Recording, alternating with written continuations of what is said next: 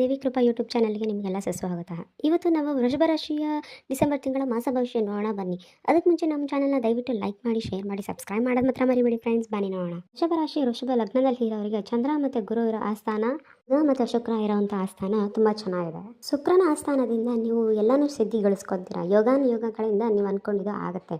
ಅದ್ರ ಜೊತೆಗೆ ಗುರುವಿನ ಆಶೀರ್ವಾದ ಸಮೇತ ಇರಬೇಕು. ಇನ್ನು ವೃಷಭ ರಾಶಿಯವರಿಗೆ ಅವರ ಮುಖ ಲಕ್ಷಣ ಮತ್ತು ಅವರ ಸ್ಟೈಲ್ ಆಗಲಿ, ಒಂದು ಮಾಡೋ ಕೆಲಸ ಆಗಲಿ, ಪ್ರತಿಯೊಂದು ಅವರಲ್ಲಿ ಯಾವಾಗಲೂ ಚೆನ್ನಾಗಿರುತ್ತೆ. ಆದರೆ ಆ ಮೂಗಿನ ತುದಿಯಲ್ಲಿರೋ ಕೋಪನ ಸ್ವಲ್ಪ ಕಮ್ಮಿ ಮಾಡ್ಕೊಂಡ್ರೆ ಎಲ್ಲನೂ ಸರಿಯಾಗುತ್ತೆ.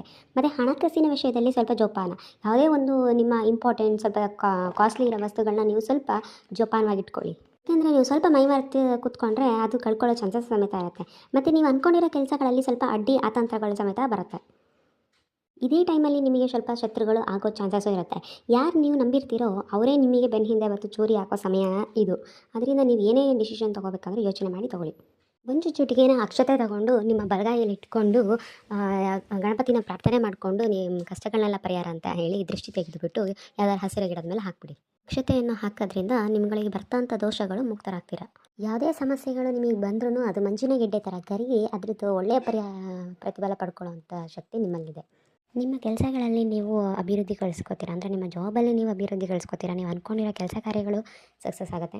ನೀವು ಮಾಡ್ತಾ ಇರೋ ಕಾರ್ಯಗಳು ನಿಮಗೆ ಸಕ್ಸಸ್ ಆಗಬೇಕಾ, ಉತ್ತರಾಭಿಮುಖವಾಗಿ ಕೂತ್ಕೊಂಡು ಗುರು ಶಂಕರನೋ ಅಥವಾ ಗುರು ರಾಮಾನುಜಾಚಾರ್ಯನೋ ಇಲ್ಲ ಅಂತ ಹೇಳಿದ್ರೆ ನಿಮ್ಮ ಧರ್ಮದ ಯಾವ್ದಾದ್ರು ಗುರುಗಳಿದ್ರೆ ಆ ಗುರುಗಳನ್ನ ನೆನೆಸ್ಕೊಳ್ಳಿ.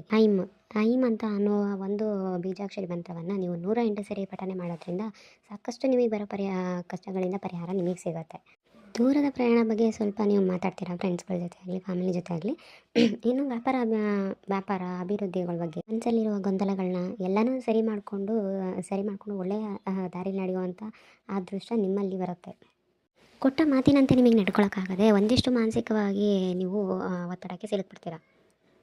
ನಿಮ್ಮ ಚಿಂತೆ, ನಿಮ್ಮ ಆಲೋಚನೆ ಅಂಥದ್ದು ಏನು ಮಾಡುತ್ತೆ ಅಂತ ಹೇಳಿದ್ರೆ ನೀವು ಎಲ್ಲರ ಮೇಲೆ ಸಂದೇಹ ಪಡೋದು, ಒಂಥರ ಮಾಡ್ಕೊಳ್ಳೋವಂಥದ್ದು ಅದೆಲ್ಲ ನಿಮ್ಮಲ್ಲಿ ಬಂದ್ಬಿಡುತ್ತೆ. ಅಂದರೆ ಮುಂಚಿತವಾಗ್ಲೂ ಯೋಚನೆ ಮಾಡಿರ್ತೀರ ಹಿಂಗಲ್ಲ ಹಿಂಗೆ ಇರಬೇಕು ಅಂತ. ಆದರೆ ನಿಮ್ಮ ಮನಸ್ಸು ಹಿಡಿತ ಮಿತಿ ಮೀರಿದರೆ ಈ ಥರ ಆಗೋ ಸಂದರ್ಭ ಬರುತ್ತೆ. ಅದೆಲ್ಲ ಸರಿಯಾಗಬೇಕು ಅಂತ ಹೇಳಿದರೆ ನೀವು ನಿಮ್ಮ ಕುಲದೇವರುಗಳನ್ನ ಆರಾಧನೆ ಮಾಡಿಕೊಂಡು ನಿಮ್ಮ ಅಶ್ವತ್ಥ ನಾರಾಯಣನ ಸಾನ್ನಿಧ್ಯಕ್ಕೆ ಬಂದು, ಅಂದರೆ ಅರಳಿ ವೃಕ್ಷದ ಹತ್ರ ಬಂದು 11 ಸುತ್ತು ಸುತ್ತೋದ್ರಿಂದ ಪ್ರಾರ್ಥನೆ ಮಾಡ್ಕೊಳ್ಳೋದು. ಇಲ್ಲ ಅರಳಿ ವೃಕ್ಷದ ಹತ್ರ ನಿಮಗೆ ಬರೋಕ್ಕಾಗಿಲ್ಲ ಅಂತ ಹೇಳಿದ್ರು ಮನೇಲಿ ನೀವು ಅರಳಿ ವೃಕ್ಷನ ನೆನೆಸ್ಕೊಂಡು ಪ್ರಾರ್ಥನೆ ಮಾಡಿಕೊಂಡು ನಿಂತಲ್ಲಿ 11 ಸುತ್ತು ಸುತ್ತಿ ನಿಮ್ಮ ಮನೇಲಿ ಇರೋ ಭೂಮಿನ ನೀವು ಎಲ್ಲಿ ತಿರುಗಿರ್ತೀರ ಅಲ್ಲಿ ತಿರುಗಿರೋ ಭೂಮಿನ ನೀವು ನಿಂತು ನಮಸ್ಕಾರ ಮಾಡೋದ್ರಿಂದ ವೃಕ್ಷದ ಬೇರನ್ನ ನೀವು ನಮಸ್ಕಾರ ಮಾಡೋಷ್ಟು ನಿಮಗೆ ಫಲ ಸಿಗುತ್ತೆ.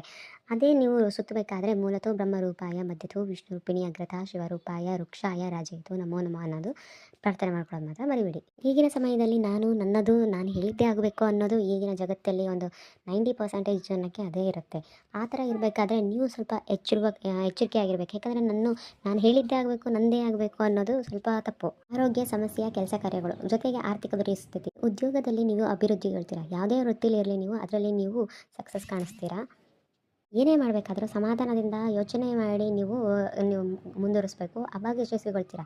ಮತ್ತು ನೀವು ಯಾವುದೇ ಕೆಲಸ ಕಾರ್ಯದಲ್ಲೂ ನೀವು ಅದರ ಎಕ್ಸ್ಪೀರಿಯೆನ್ಸ್ ಆಗಿರೋರು, ಅದ್ರ ಬಗ್ಗೆ ತಿಳಿದವ್ರನ್ನ ನೀವು ಸ್ವಲ್ಪ ತಿಳ್ಕೊಂಡು ವಿಚಾರಿಸಿ ನೀವು ಮಾಡೋದ್ರಿಂದಲೂ ಒಳ್ಳೆಯದಾಗತ್ತೆ. ಮನುಷ್ಯನಿಗೆ ಒಂದ್ಸರಿ ಉಳಿಪೆಟ್ಟು ಬಿದ್ದಾಗಲೇ ಅವರಿಗೆ ಗೊತ್ತಾಗೋದು ನಾನು ಹಿಂಗಲ್ಲ ಹಿಂಗೆ ಇರಬೇಕು ಅಂತ ಹೇಳಿ. ಮತ್ತು ಆರೋಗ್ಯ ಸಮಸ್ಯೆಗೆ ಬಂದರೆ ಸ್ವಲ್ಪ ಬೆನ್ನು ನೋವು ಕಂಡು ಬರುತ್ತೆ, ಮೈಕೈ ನೋವು ಕಾಣಿಸುತ್ತೆ. ಮತ್ತು ಯಾವುದೋ ಒಂದು ಕೆಲಸದಲ್ಲಿ ನಿಮಗೆ ಒಂದು ಮಾನಸಿಕವಾಗಿ ಸುಸ್ತಾಗಿರುತ್ತೆ.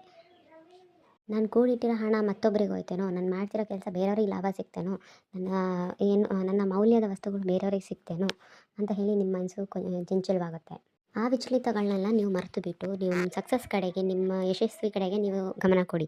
ಮನಸ್ಸನ್ನು ಯಾವತ್ತೂ ವಿಚಲಿತ ಮಾಡ್ಕೋಬೇಡಿ.